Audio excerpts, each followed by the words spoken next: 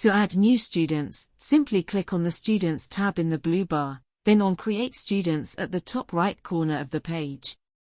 When creating student logins, you can use any naming format you wish. For example, it can be the student's full name or just their initials.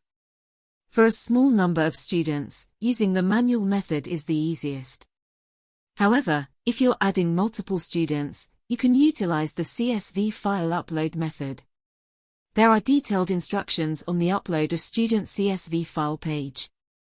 If you're planning to group your students into different classes to be managed by other staff members, you can add the classes to the CSV file, and Spellzone will generate them accordingly. After you've uploaded the CSV file, you'll see a preview of the data being uploaded, allowing you to review all of the details before they are added to the student role. An option to synchronize your school data automatically with Spellzone is also available.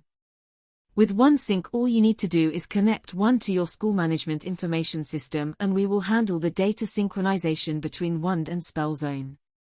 Full details can be found via the Setup OneSync link.